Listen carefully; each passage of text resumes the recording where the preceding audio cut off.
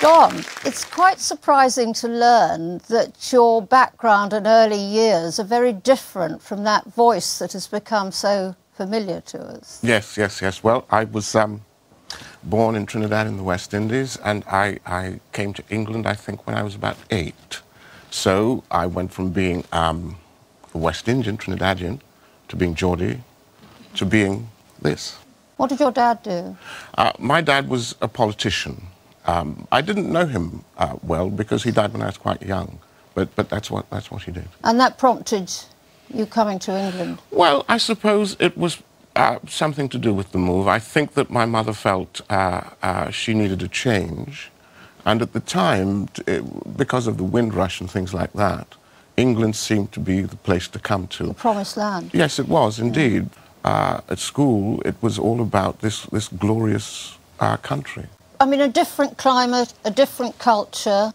How unusual at that era was it to be a small black boy in Newcastle? Well, it was very unusual. It was very unusual indeed. But I think the thing about being a child at that age was that one had enormous adaptability.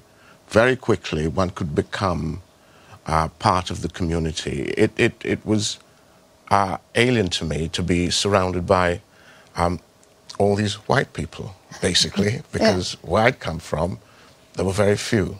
There were more of me than there were of them. So things had changed. So I decided, well, I'll become like them as quickly as I can. And how did you get round learning to speak the same way as everybody else? Well, I simply heard the way they spoke, and I spoke like them. Okay. I've always, I think, had the ability to kind of pick up what you know, so people would say things like, hello, Don, how are you? And I'd go, I'm fine, man. So, you know. That's wonderful. Your first choice of book is Day of the Triffids by John Wyndham. Yeah. Why this one? I think because coming from Trinidad to England meant one had to make huge adjustments, and therefore I was looking for things, subconsciously, but looking for things that would help me to make that adjustment. And at school, there were a list of books, and I stumbled upon The Day of the Triffids, and I read it, and it had echoes for me because it was about the world being suddenly made very different. And that was what my world was. It was suddenly very different indeed. And I needed something that echoed with me, that said, there are other things that happen. There are other people who've had this experience. And in a way, I found a sort of comfort in reading this book, which is a rather dark book, actually. I mean, it's a sci-fi book, isn't it? Yeah, it's a book about... and it's also a book about the time, actually. It's a book about paranoia, because at that time, you know, the world was in danger from the Russians and all the rest of it. It's a 50s book. Yeah, and that's what he's reflecting. Yeah. And there was also in it, I suppose, when I look back on it now, a warning about how we should live, and that we should actually look after the land, which I didn't know at the time, but, you know. Yeah. Your next choice of book is The Fire Next Time by James Baldwin. Yeah. In your teens when you're reading this? In my teens, about 14. Yeah. Tell us about the book. The book is basically about a boy coming to terms with growing into a man. He sees that the weight of life destroys people, and so he's busy trying to find an identity for himself. And that identity involves looking at who he is, and part of that, certainly at that age, is to do with one's sexuality. He wrestles with the problem of his sexuality. Yes, he does. Yes, he does. And in my case, I translated that to wrestle with a question of identity. Who was I?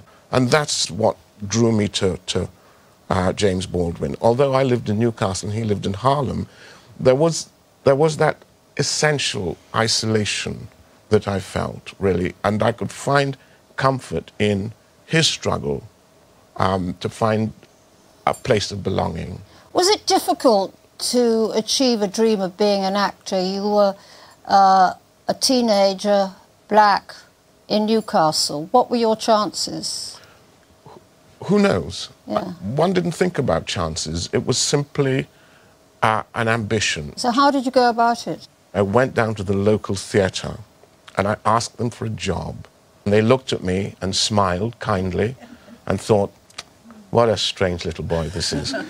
And they said, okay, we'll give you a job. And they gave me a job as a student ASM, which meant basically that you did everything people told you to do. And so I did. But basically, I got into the building so that I could be near to people who were doing the thing I wanted to do. And you got to drama school as a result? Yeah. Later on, I auditioned for what turns out to be a very radical drama school called the Drama Centre, where their philosophy at the time was, we will take you into this school, we will now destroy your personality and remake you as an actor. It was a belief system they had.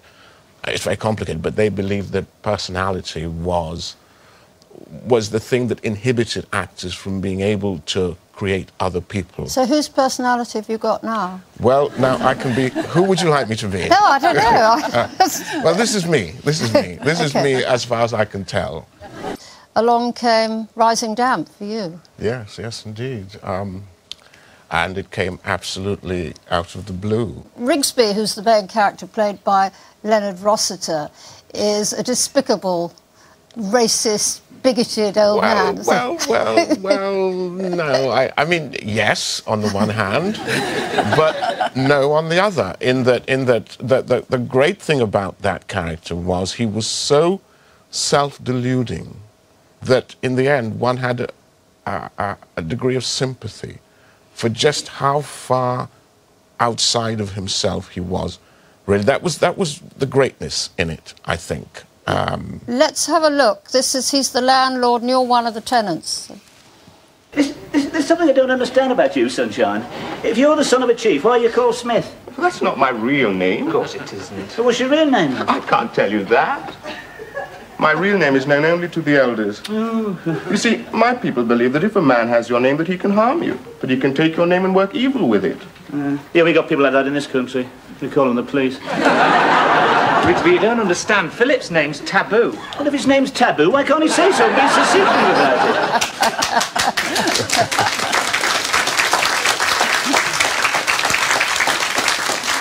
Despite the great success, you're obviously still grappling with identity when you look at the next book you've chosen, which is The Song of Solomon by Toni Morrison. Yeah, yeah. I mean, identity's always been the thing that I've searched for, and I think it's because I'm essentially an immigrant, you know, and all immigrants need to find a place to belong, and it's how you go about finding that.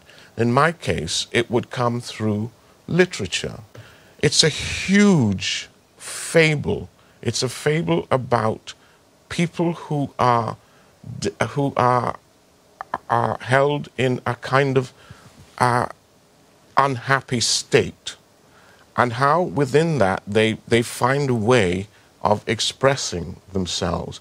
What I found fascinating was the bits of detail which were so real, like the fact that the local hospital, a black baby had never been born there because black women couldn't take their babies. And also, it's about the wit of survival, because the hospital was called Mercy Hospital, but black people renamed it No Mercy Hospital because black people weren't allowed to be born there. It's how you work the system from underneath, which is That's brilliant. Would you read us a little?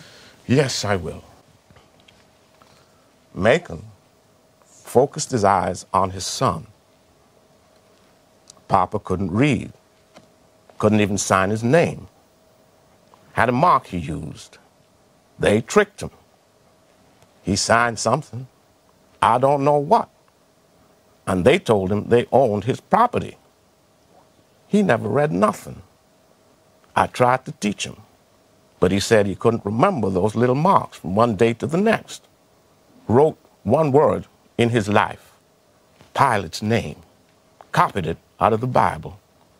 That's what she got folded up in that earring. He should have let me teach him. Everything bad that ever happened to him, happened because he couldn't read. He got his name messed up because he couldn't read. Lovely, and a wonderful reading too. And I love the specs. Thank you.